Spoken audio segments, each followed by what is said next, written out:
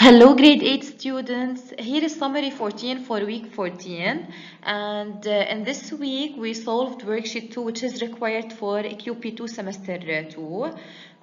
The topics are specific immune response, characteristics of specific immune response. The concepts covered. The cell-mediated immune response involves T lymphocytes that target and destroy infected or abnormal cells. The example related to this concept: if the body gets a virus, special cells show the virus to helper T cells, which then activate the killer T cells, which destroy the infected cells to fight the virus.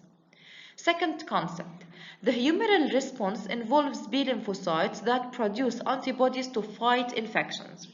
The example: when you get a vaccine, the B cells produce antibodies against the virus so that in case of future infection, the antibodies help protect us. The third concept: the immune system is specific. It recognizes the invaders with the special cells getting stronger each time it encounters them. The example here: after having a chickenpox once, the immune system remembers the virus and can fight it off if it encounters it again. Question 1 in the worksheet. An individual's blood group is determined by the presence of antigens and antibodies in the blood.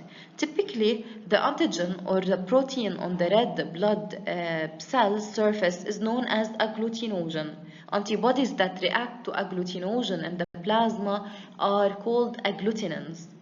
Pick out the definition of agglutinogen and agglutinin. Agglutinogen is the antigen or the protein on the red blood cell surface. Agglutinin is the antibody that reacts to the agglutinogen in the plasma. Okay, we picked out them from the text. Copy and fill the table. Okay, the table here. Blood group A, which agglutinogen? It's agglutinogen A. And which agglutinin? It's agglutinin B. Blood group B has agglutinogen B and agglutinin A. Blood group AB has agglutinogens A and B and no agglutinins at all. Blood group O has no agglutinogens and has the two agglutinins A and B. Blood group O is a universal donor. Justify this statement. Red blood cells from blood group O donors do not contain any agglutinogen that can be recognized and agglutinated by plasma agglutinins. Thus, they are universal donors. So, the reason behind calling them universal donor is that there is no agglutinogen that may react with any agglutinin. Okay?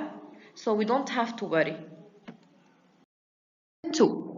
To determine the blood group of 4 individuals, we used serum tests containing antibodies. We mixed each time 1 drop of blood of each individual with 1 drop of serum test.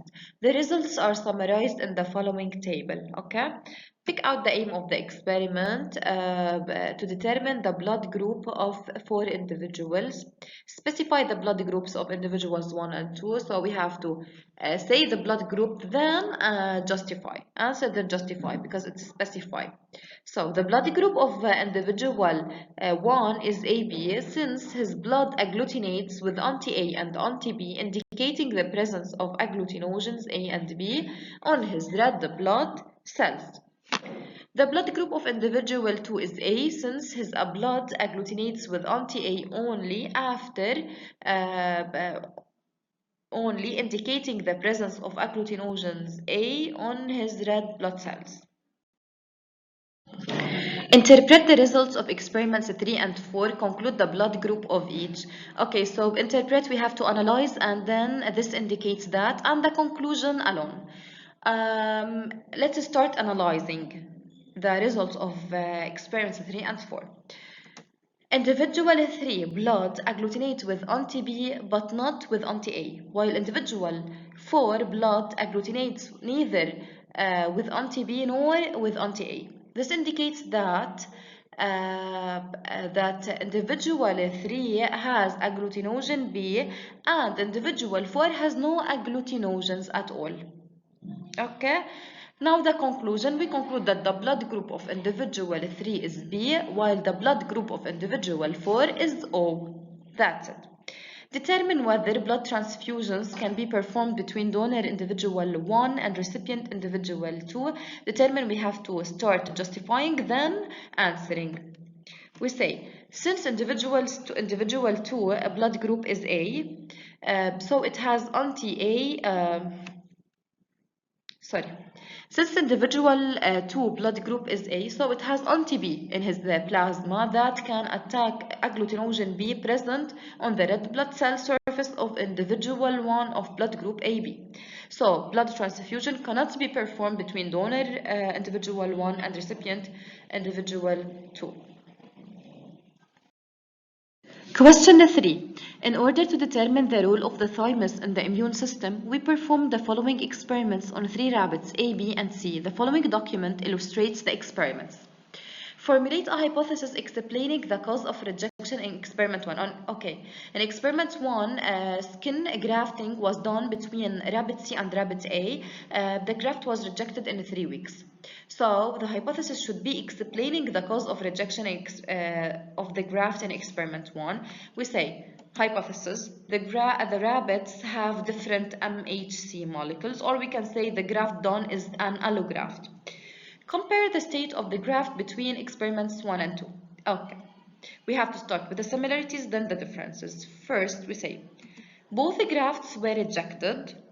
The first skin grafting was rejected within 3 weeks, whereas the second one was rejected within 1 week.